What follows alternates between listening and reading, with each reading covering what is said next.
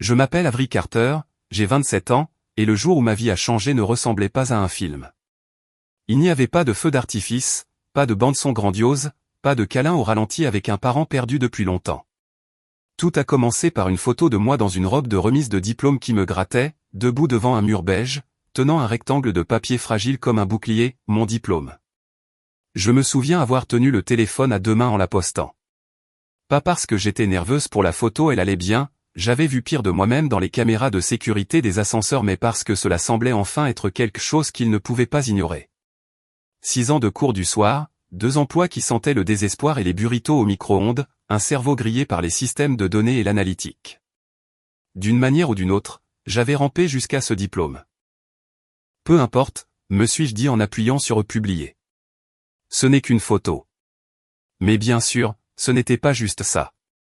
C'était moi 10 ans, et j'y suis arrivé sans vous.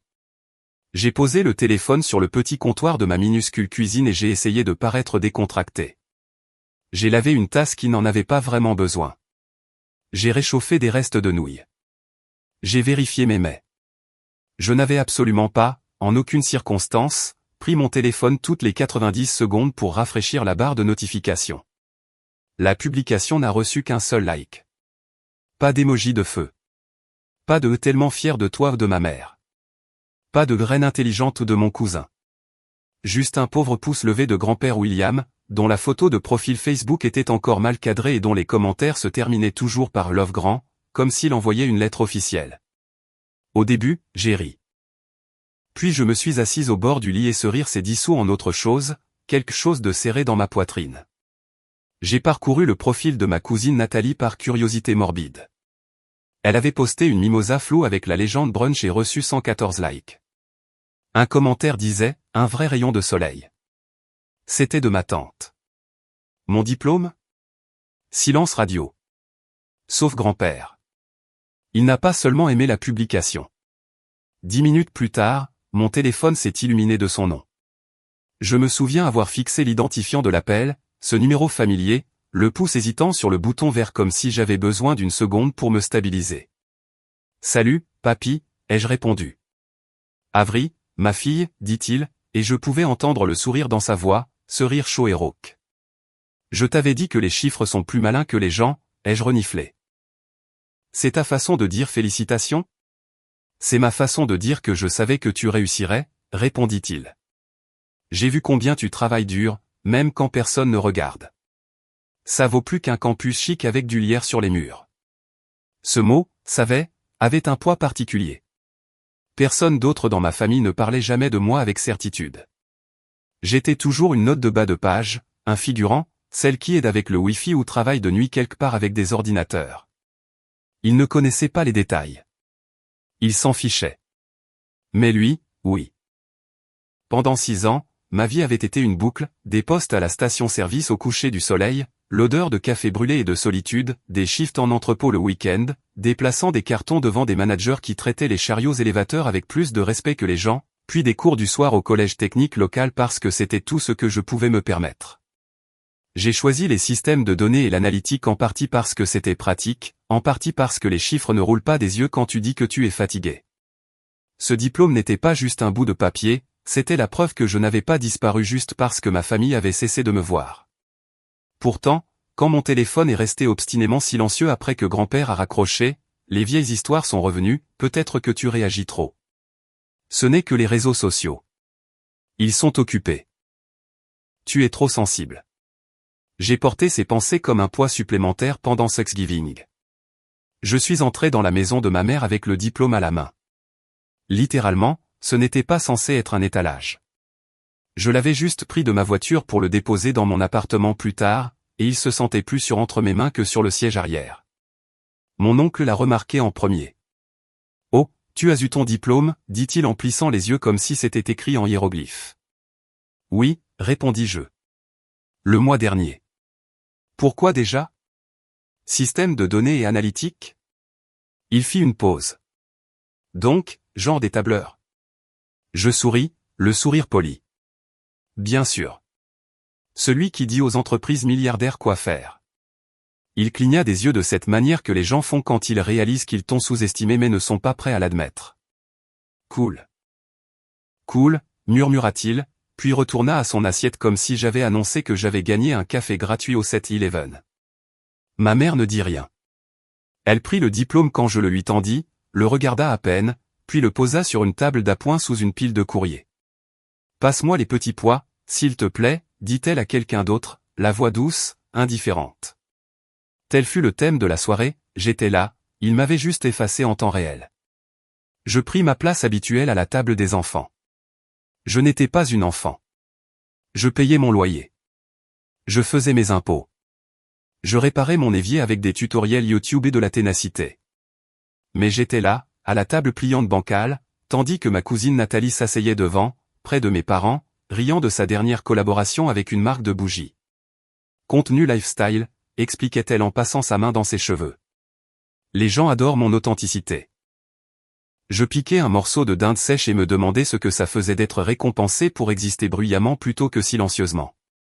Personne ne demandait mes cours, mon travail, ou mes projets maintenant que j'avais mon diplôme. Personne ne disait « Nous sommes fiers de toi » ou « Tu as besoin de quelque chose ?» Le plus proche fut ma mère qui inclina la tête et demanda « Tu fais toujours ces cours du soir ?» Comme si je ne venais pas de lui tendre la preuve physique qu'ils étaient terminés. Mes grands-pères remarquaient. Toujours. Quand je m'apprêtais à partir, il s'avança dans son cardigan usé, sentant légèrement l'après-rasage et les vieux livres. « Tu me raccompagnes à la voiture ?» demanda-t-il. « Bien sûr », dis-je en glissant mon bras dans le sien. Dehors, l'air était vif et froid. Notre souffle formait de petits nuages en traversant l'allée. Il ouvrit doucement la portière passager, puis s'arrêta et se tourna vers moi. « Tiens », dit-il en pressant une enveloppe blanche dans ma main. Ses doigts étaient chauds et légèrement tremblants. « Juste un petit quelque chose. »« Tu n'as pas à », il cliqua sa langue. « Je sais que je n'ai pas à ouvre-la plus tard et continue de construire, Avery. » À l'intérieur, cette nuit-là, un chèque de $250 et un mot de sa main tremblante, « Ne t'arrête pas de construire. Love, grand. » Je me suis assise sur mon lit avec cette note, la télévision bourdonnant doucement en arrière-plan, et je me suis senti plus vu par une seule phrase tremblante que par toute ma famille pendant des années. Les mois après l'obtention du diplôme se sont floutés dans la routine. Mon nouveau travail en analytique payait mieux, certes, mais la dynamique familiale ne changeait pas avec mon salaire. Les mêmes groupes WhatsApp auxquels je n'étais pas ajouté. Les mêmes cartes d'anniversaire adressées à Aubrey ou Ambert. La même distance polie de ma mère comme si j'étais l'enfant du voisin qu'elle appréciait assez. La seule chose qui restait constante, c'était grand-père. Il appelait chaque semaine, toujours à des heures étrangement précises, 19h03, 18h58. S'il manquait un appel, il envoyait un texto du genre « Petit incident. Actuellement horizontal. Ne t'inquiète pas, les antidouleurs sont formidables. Love grand. » Nous parlions de tout et de rien, son jardin, sa querelle avec son voisin à propos d'un flamant rose en plastique volé, un fait historique aléatoire qu'il avait lu ce jour-là. Mais il glissait toujours des questions sur moi, comment va le nouveau travail? Il te traite bien? Tu manges autre chose que des nouilles maintenant? Tu dors un peu? Ou tu luttes toujours avec tes tableurs à minuit? Il ne se contentait pas de demander, il écoutait, c'est pourquoi j'ai su qu'il se passait quelque chose la semaine où les appels ont commencé à s'accumuler. Tout a commencé par un appel manqué, puis 2, puis 5 en une semaine. Tous de membres de la famille qui n'avaient pas composé mon numéro depuis des années, peut-être une décennie si l'on exclut les messages groupés de Noël avec mon nom mal orthographié. Au début, j'ai pensé que c'était une erreur. Peut-être que quelqu'un m'avait accidentellement ajouté à un appel de groupe. Peut-être y avait-il des nouvelles sur un mariage, un bébé ou un lancement inutile d'une marque de bougies. Puis j'ai ouvert les réseaux sociaux et j'ai vu une vieille photo de grand-père et Nathalie. Elle avait 5 ans, tenant un ballon, l'air vaguement confus. La légende disait, les brunchs hebdomadaires avec grand-père me manquent. Hâte de te revoir bientôt. Des brunchs hebdomadaires. La dernière fois que j'ai vérifié, elle ne pourrait pas te dire si grand-père vivait dans un condo ou une grotte. Mon estomac s'est noué. Je l'ai appelé ce soir-là. Il n'a pas répondu. 2 jours plus tard, il a enfin rappelé. Quand j'ai décroché, sa voix était la même, toujours plaisante, toujours m'appelant ma fille. Mais il y avait quelque chose en dessous. Une finesse, un flottement entre les phrases, un léger sifflement en arrière-plan que j'ai réalisé après un instant provenait d'un appareil à oxygène. Juste un petit rhume, insistait-il. Rien de dramatique. Ces tomates sont plus dramatiques que moi.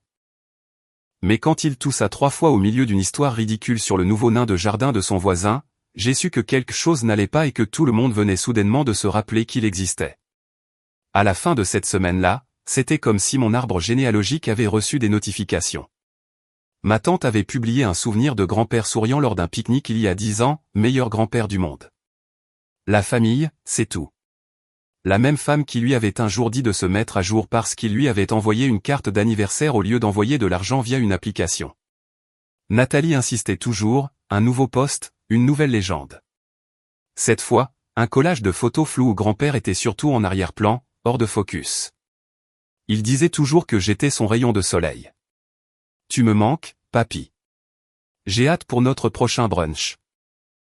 Je restais devant l'écran, cette nostalgie fausse suintant de chaque emoji, et sentis quelque chose de chaud et amer me remonter dans la gorge. Grand-père m'avait dit un jour, cette fille parle tellement d'elle-même que je suis surpris qu'elle ne fasse pas payer les gens pour l'écouter. Et maintenant, c'était-elle son rayon de soleil? Je ne commentais pas, je n'aimais pas, je fermais simplement l'application, pris mes clés et conduisis jusqu'à sa maison comme chaque jeudi. Son logement était une petite maison de plain pied avec la peinture écaillée et un jardin toujours à mi-chemin entre chaos et miracle. La statue de flamant rose penchait comme si elle participait à une blague que personne d'autre ne comprenait. La lumière du porche vacilla lorsque je sonnai. Je n'attendis pas qu'il réponde, j'avais la clé. À l'intérieur, l'odeur habituelle flottait, tabac à pipe d'il y a 15 ans, nettoyant au citron et quelque chose qui rappelait légèrement le vieux papier. La télévision murmurait depuis le salon, réglée sur une chaîne ne diffusant que des documentaires et des publicités pour des médicaments aux effets secondaires inquiétants.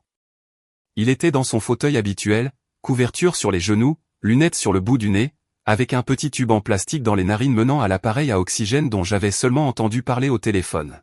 « Salut, ma fille Avery », dit-il, la voix un peu plus fine mais toujours chaleureuse. « Tu es en avance. Le cake au citron va être jaloux, tu sais. » Je levai le sac de la boulangerie. « S'il te plaît. Le cake au citron sait que je suis fidèle. » Il éclata de rire.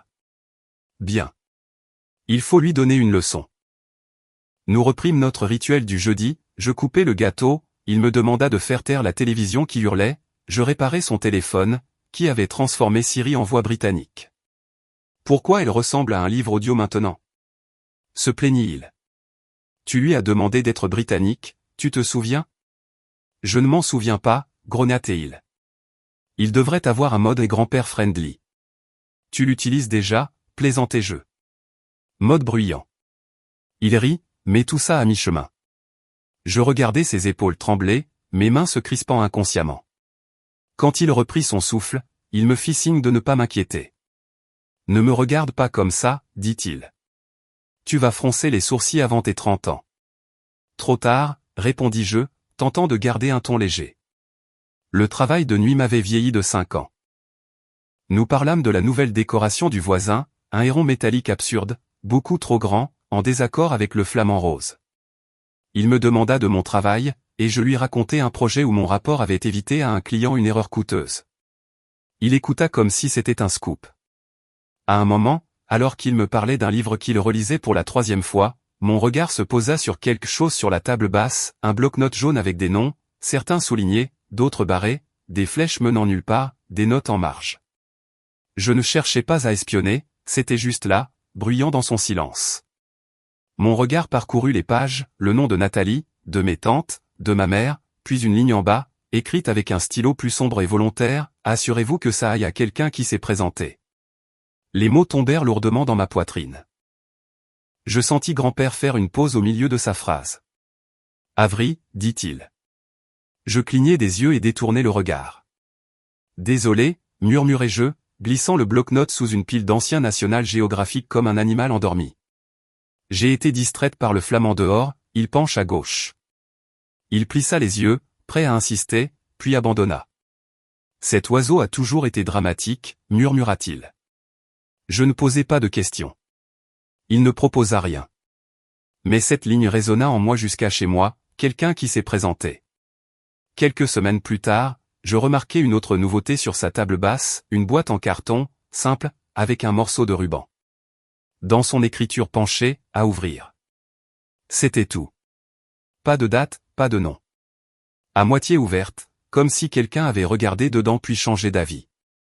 On voyait des dossiers, quelques enveloppes, l'une épaisse et légèrement jaunie. Au sommet, une seule feuille avec un autre mot, ne les laissait pas se battre pour des miettes. Ma gorge se noua. Je n'ouvris rien, je ne touchais pas les dossiers, juste pressai doucement le couvercle et éloignai la boîte du bord. Quand il se réveilla de sa sieste, il me vit la regarder. « Tu as vu la boîte ?» dit-il. Ce n'était pas une question. Je ne l'ai pas ouverte, répondis-je. Il m'observa longuement, puis sourit, un petit sourire reconnaissant, presque soulagé, qui creusait ses rides aux yeux. Je savais que tu ne le ferais pas, dit-il. Nous continuâmes. Mais plus tard, alors que le thé refroidissait et que la télévision ronronnait doucement, il parla de nouveau, plus doucement. Tu sais ce que je regrette le plus, demanda-il. Je levai les yeux. Que tu n'aies pas acheté ce grand héron métallique pour embêter le voisin. Il ricana. Tentant, mais non. Il posa sa tasse. Je regrette de les avoir laissés te traiter comme du papier peint. L'air changea. Toutes ces années, continua-t-il, tu as toujours été là, fiable, comme la meilleure machine à café du bureau. Je haussai un sourcil. Tu me compares à un appareil maintenant? Un appareil très important, insista-t-il, souriant. Que tout le monde utilise, que personne ne remercie, et que tout le monde panique quand il tombe en panne. Mon sourire vacilla. J'aurais dû dire plus à l'époque, admit-il. Les confronter. Mais je peux m'assurer que la fin soit moins bruyante. Ces mots avaient un poids effrayant. Grand-père, commençai-je. Il secoua la tête. Pas de pitié, dit-il. Je déteste les fêtes de pitié. Terrible musique. Puis il inspira profondément et ajouta, je veux que tu dises quelque chose aux funérailles. Le mot s'enfonça dans mes côtes. Funérailles, balbutiai-je. Non, tu vas nous surpasser tous. Il ignora cela. Je veux que ta voix soit la dernière qu'ils entendent, dit-il doucement. Pas parce que tu es bruyante, mais parce que tu es honnête. Mes yeux brûlaient. Je fixai le cake au citron pour ne pas pleurer. Je ne sais même pas ce que je dirais, murmurai-je. Tu le sauras, répondit-il. Quand le moment viendra. Puis il fit un faible clin d'œil. Et ne rends pas ça ennuyeux. Si j'entends un cliché, je te hanterai. Je ferai sonner le détecteur de fumée à 3 heures du matin chaque nuit. Je ris à travers une larme. C'est diabolique. J'ai élevé le niveau de la mesquinerie il y a longtemps, dit-il. Une semaine plus tard, il était parti. Pas de sirène, pas d'effondrement dramatique, juste un appel de l'infirmière de l'hospice pendant que je mangeais des céréales à ma table de cuisine. Il est mort paisiblement dans son sommeil, dit-elle. Il t'a indiqué comme contact d'urgence. Bien sûr. Ma famille n'appela pas cette nuit-là, mais le lendemain pour organiser les funérailles. Pas pour prendre de mes nouvelles, pas pour partager un souvenir, juste pour la logistique. Les funérailles ressemblaient moins à un adieu qu'à une mise en scène. La chapelle était décorée de fleurs blanches et un écran géant trônait à l'avant. Une version piano de « Somewhere Over the Rainbow » s'écoulait doucement. Des gens que je n'avais pas vus depuis des années portaient du noir comme un costume sorti du fond du placard. Ils avaient préparé un diaporama, grand-père en uniforme marine, grand-père tenant un bébé que je ne connaissais pas, grand-père à un barbecue, au parc, à Noël. Je reconnus les angles, ceux de mon téléphone. Aucun ne me montrait. Pas un seul. Je m'assis au fond, rangé du milieu, invisible comme toujours. Nathalie était au premier rang, en robe noire parfaitement ajustée, petit chapeau, comme si elle avait confondu le service avec un tapis rouge. Quand le pasteur demanda si quelqu'un voulait parler, les mains se levèrent comme pour une scène ouverte. Ma mère alla la première. Elle lut un poème que j'avais déjà vu en première page sur Google, trébuchant sur quelques lignes pour l'effet.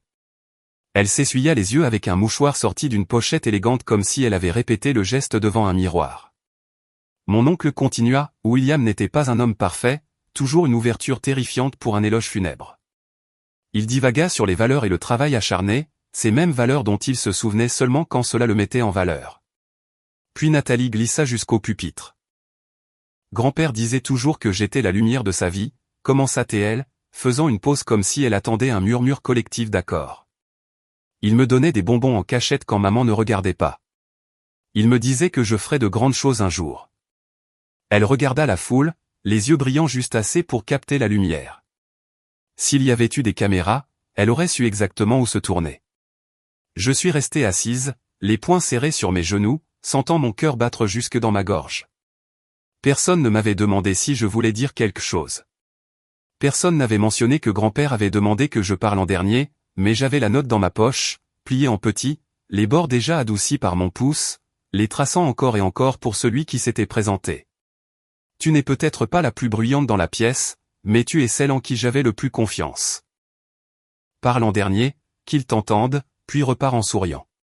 Quand le dernier parent descendit du podium et que le pasteur commença à conclure la cérémonie, je me levai. Il cligna des yeux, surpris, puis fit un geste, bien sûr, veuillez avancer. Les têtes se tournèrent, quelques visages se crispèrent dans la confusion, comme s'ils essayaient de me replacer. Nathalie pencha la tête, le coin de la bouche frémissant, comme si elle venait de réaliser que la machine à café pouvait parler. Je marchai jusqu'au podium, sentant chaque pas. Mes mains tremblaient, mais pas autant que lorsque j'avais publié cette photo de diplôme. C'était différent, plus grand, final. Je dépliai lentement les notes. Je m'appelle Avri, commençai-je. Ma voix semblait stable dans le micro, même si mon cœur battait à tout rompre. Certains d'entre vous s'en souviendront peut-être. Quelques rires gênés, surtout du silence. Je n'ai jamais été la personne la plus bruyante de la famille, continuai-je. Je n'ai pas de podcast. Je ne fais pas de partenariat. Je ne publie pas mon chagrin avec des filtres. Quelqu'un se déplaça sur sa chaise. Près de l'avant, Nathalie se raidit. Mais j'étais là, dis-je. Chaque jeudi, j'apportais le gâteau au citron. Je réparais son téléphone. J'écoutais quand tout le monde lui parlait par-dessus. Je pris une inspiration et levai la note. Grand-père a écrit ceci pour moi, dis-je. Pas pour Instagram, pas pour les applaudissements, juste pour moi. Ma gorge se noua, mais je poursuivis. Pour celui qui s'est présenté, qui n'a jamais cherché l'attention, qui a rendu mes dernières années plus faciles juste par sa gentillesse. Tu n'es peut-être pas la plus bruyante dans la pièce, mais tu es celle en qui j'avais le plus confiance. Parle en dernier, qu'il t'entende, puis repart en souriant. La salle devint très, très silencieuse. Je repliai soigneusement le papier, le glissai dans ma poche et regardai les rangées de tissus noirs brillants et de chagrin soigneusement organisés. Merci, grand-père, murmurai-je. Puis je me tournai, quittai le micro et descendis l'allée avant que quiconque puisse applaudir, avant que quelqu'un ne tente de s'approprier ce moment. Je n'étais pas venu pour eux.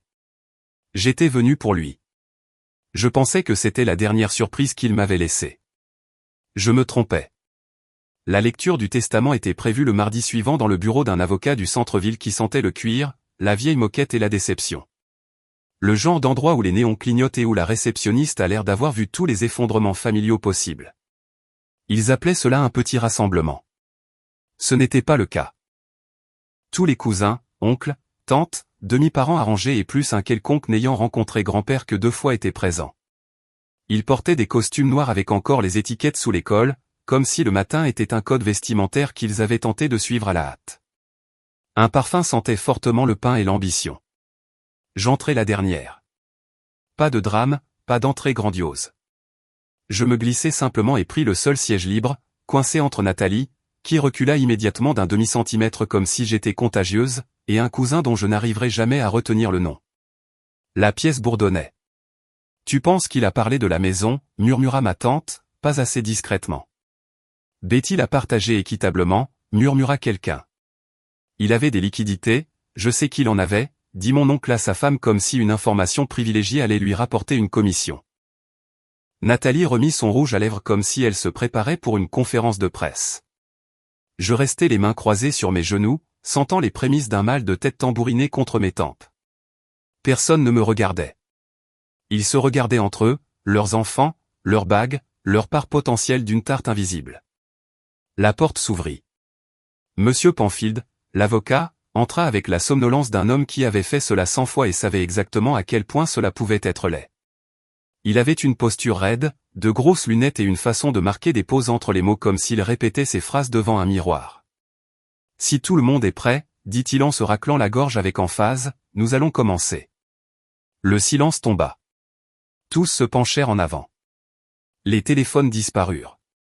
Même Nathalie cessa de toucher ses cheveux. Il commença par les legs mineurs. À ma fille, je laisse les albums de photos de famille. Qu'ils te rappellent les années où nous avons oublié de parler.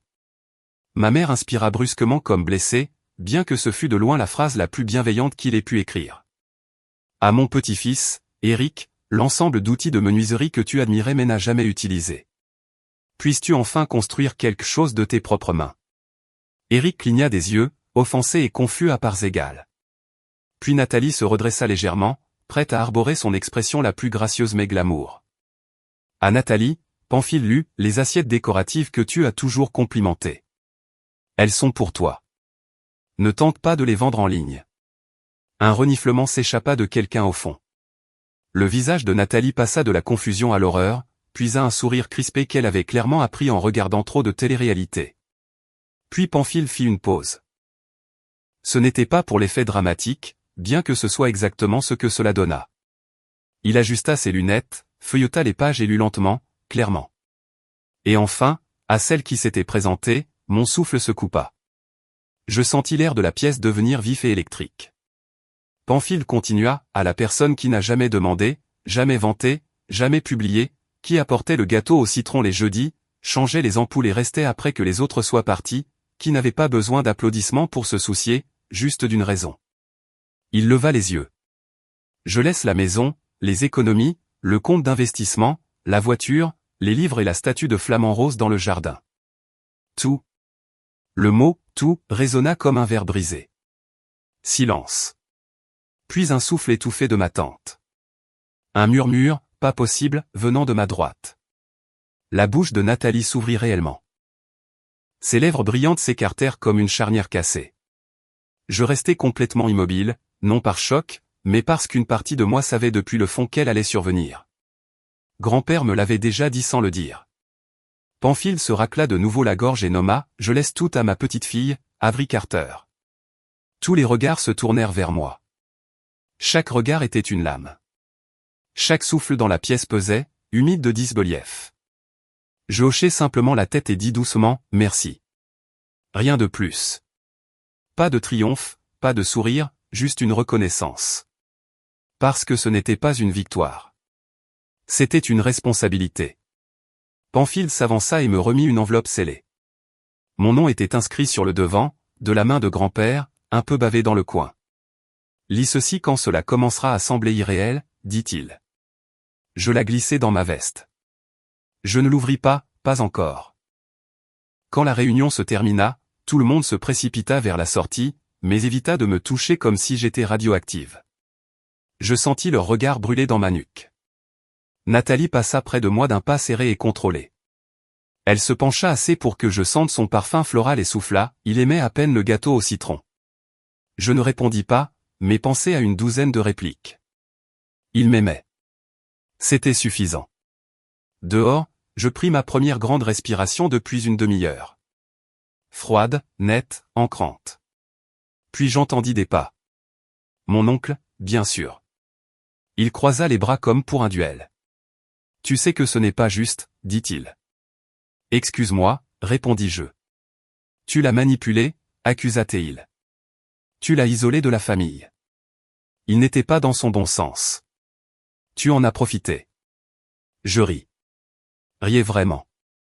Même moi, j'étais surprise. J'étais la seule à me présenter, dis-je. C'est tout. Pas de jeu, pas de stratégie, juste de l'attention. Il ouvrit la bouche, prêt à lancer une autre accusation, puis s'arrêta. Peut-être parce qu'il réalisa qu'il n'avait rien. Peut-être parce qu'il savait exactement combien de fois il n'était pas venu. Quoi qu'il en soit, il se détourna en premier. Ils attendirent exactement 2 jours avant de recommencer leur barrage. Même pas 48 heures de deuil. Nathalie. Et, Avery. Juste pour prendre des nouvelles. Maman, je sais que tu es débordée, mais il faut qu'on parle. Je suis fier de toi. Linda, tante, ne laissons pas l'argent déchirer la famille. Eric, je peux emprunter la voiture un moment le temps de m'organiser. Puis vint le grand moment. Un appel de ma mère. Je fixai l'écran longuement avant de répondre. « Bonjour, Avery », dit-elle d'une voix si sucrée qu'elle pourrait provoquer des caries. « Bonjour, je voulais juste dire, commença t-elle, que je suis vraiment fier de toi. Ton discours aux funérailles était magnifique. Oui, oui. Et nous pensions tous qu'il serait peut-être bien de garder la maison dans la famille. La voilà. » Sa voix passa de la douceur à la détermination. « Tu pourrais louer les chambres, dit-elle avec désinvolture. Nous aiderions, bien sûr. Tes cousins ont besoin d'un endroit en ce moment, et le bail de Nathalie se termine. Donc, mon héritage, interrompis-je, est maintenant une auberge familiale. » Silence. « Tu sais, grand-père ne voudrait pas qu'on se dispute pour des choses, dit-elle doucement. Il voudrait que nous restions unis. » Je faillis rire. Il m'a littéralement appelé, celle qui s'est présentée. Je répondis, le testament n'est pas une énigme. Il a été clair. Alors, tu vas vraiment tout garder, demanda-t-elle d'une voix basse mais tranchante, comme si elle se positionnait en victime. Je vais l'honorer, répondis-je, en faisant exactement ce qu'il a demandé. Et je raccrochai. Une semaine plus tard, j'emménageai dans la maison de grand-père. C'était irréel. L'endroit où j'avais tondu les pelouses étant adolescente, désormais à moi. Le porche avait toujours sa 3e marche grinçante. Le flamant rose penchait toujours obstinément à gauche. Les étagères débordaient encore de livres. Je ne changeais pas grand-chose, je laissais ses affaires à leur place. Sa tasse préférée resta sur le comptoir. Son fauteuil, marqué par des années de lecture, demeura intact. Mais j'ajoutai une chose, un verrou à la grille. 2 nuits plus tard, Nathalie se présenta. Elle n'appela pas, n'envoya pas de texto, elle arriva simplement dans l'allée avec son Prius et son sac à main. Je me suis dit que je pourrais rester quelques jours, dit-elle avec un sourire lumineux. Pour clarifier mes idées. Je n'ouvris pas la porte et pressai le bouton de l'interphone que grand-père avait installé il y a 5 ans, celui qu'elle avait qualifié de superflu. « Salut Nathalie », dis-je calmement. « Ce n'est pas un hôtel. » Silence, puis un incrédule, « Je fais partie de la famille. » « Oui, » répondis-je, « et je suis celle en qui grand-père avait confiance. » C'est ça la différence. Je coupai la caméra. Elle resta là un long moment, le temps pour la réalité de la frapper comme une douche froide, puis retourna à sa voiture. J'attendis que les feux arrière disparaissent au loin, puis rentrai, sortit l'enveloppe que grand-père m'avait laissée et l'ouvrit. Une seule ligne, écrite à l'encre légèrement estompée là où son pouce avait reposé, « Tu as mérité cela. Ne les laisse pas te convaincre du contraire. » Je la lus 3 fois, la repliai, la posai sur la cheminée à côté d'une photo encadrée de nous deux et respirai pour la première fois depuis des mois. 2 semaines plus tard, un email arriva, dîner de famille. Reconnecter et guérir. Sujet, ce n'était pas un spam, ni du phishing. Pire, de tante Linda à tous ceux qui avaient ignoré grand-père pendant des mois. Salut Avery, nous avons pensé qu'un petit dîner familial serait agréable, rien de dramatique, pas de discussion sur l'héritage, juste être ensemble.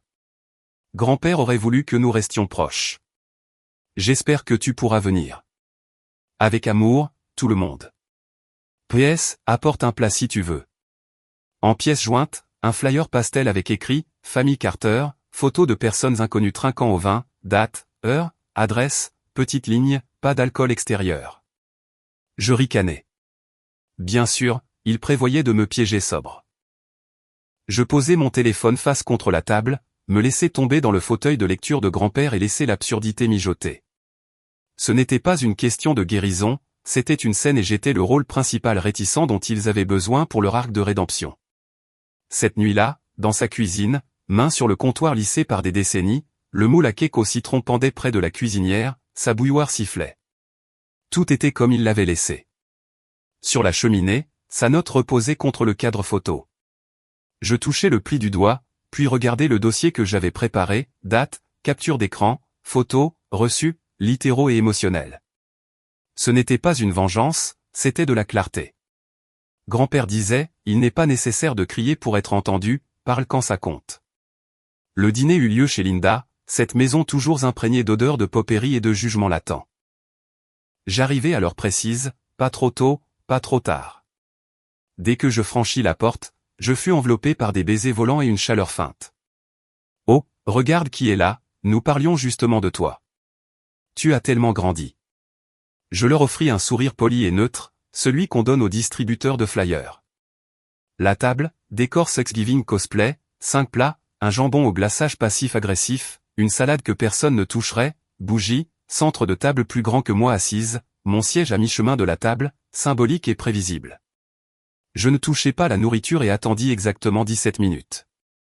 Nathalie se leva, verre de vin à la main, menton levé, prête pour son toast viral, nous sommes si heureux qu'Avry soit parmi nous ce soir. Après tout ce qui s'est passé, il est important de se rappeler que grand-père nous aimait tous. Plusieurs acquiescèrent avec empressement. Et peut-être, continua TL, il est trop tard pour partager, non seulement des souvenirs, mais aussi l'avenir. Traduction, donnez-nous la maison, l'argent, le confort que nous n'avons pas mérité. La pièce vibrava d'un accord fin. C'était mon signal. Je me levai lentement, telle une vague silencieuse, et posai le dossier sur la table. La pièce se figea. J'ouvris le dossier, page par page, comme un jeu de cartes, liste imprimée de chaque jeudi passé chez grand-père ces 8 dernières années, capture de textos, blagues, mise à jour, petites marques d'affection, photos de nous réparant le Porsche, mangeant du cake au citron, parlant dans son bureau, et enfin capture de mon poste de diplôme, like, de lui. Les gens se remuèrent, mon oncle plissa les yeux comme offensé personnellement. Ceci, dis-je, voix calme mais ferme, c'est la différence entre se montrer et se vanter. Je me tournai vers Nathalie, tu as posté 3 selfies pendant ses funérailles, l'un avec un filtre scintillant. Elle tressaillit. Puis vers ma mère, tu ne lui as pas rendu visite lorsqu'il a été diagnostiqué, tu m'as dit que les hôpitaux te rendaient anxieuse. Son visage pâlit, lèvres serrées. Je regardai autour de la table, je ne suis pas là pour me battre, ni pour pardonner, et encore moins pour vous donner une part de ce que vous n'avez pas mérité. Mes mains restèrent stables en fermant le dossier. Vous ne réécrivez pas l'histoire parce que vous n'aimez pas la fin. Le silence était dense, stupéfait, sans souffle. Je glissai le dossier sous mon bras, jetai un œil au jambon, ambitieux, murmurai-je, puis sortis avant qu'on ne puisse parler. Le chemin du retour passa par le vieux parc où grand-père et moi faisions toujours halte après les courses. Le banc était toujours là, peinture verte écaillée, accoudoir branlant. Je m'arrêtai, m'assis un instant, laissant l'air nocturne m'envelopper comme une couverture. Mon téléphone vibra, texto de Nathalie, tu es froide. Grand-père serait honteux. Je regardai le message, ouvris ma pellicule photo, trouvai la note manuscrite de grand-père et la renvoyai, tu as mérité cela. Ne les laisse pas te convaincre du contraire. Puis je bloquai. Pas par rancune, mais parce que la paix ne se reçoit pas des autres, elle se choisit lorsqu'on n'a plus besoin de leur permission. Le printemps arriva tôt cette année-là. Les roses plantées par grand-père éclorent dans des couleurs que je n'avais jamais vues, rouge profond, rose doux, un blanc têtu. La statue de flamant rose penchait toujours pareil, comme un sourcil sceptique levé sur le monde. Je gardai la maison exactement comme il l'aimait, sauf une addition, une petite plaque dans le jardin près de la balançoire. Simple bronze brossé, 4 mots, toujours de ton côté. Grand. Je ne l'ai pas posté, n'ai tagué personne, je restai là un matin, café en main, écoutant le silence. 2 semaines plus tard, une lettre arriva par la poste, vraie, timbrée. De Penfield, copie d'un amendement que grand-père avait écrit une semaine avant de mourir, si Avry accepte la succession telle que rédigée et continue ce qu'elle a toujours fait, assurez-vous de donation à la bibliothèque locale à mon nom, fonds de bourse pour étudiants en métier à l'université proche, et un dernier cadeau, un banc dans le parc où nous nous asseyions. Qu'elle choisisse la citation. Je pris une grande inspiration. Le banc. Notre banc. Je ne pleurais pas, mais m'assis sur la marche du Porsche, café en main, cœur plein et tremblant.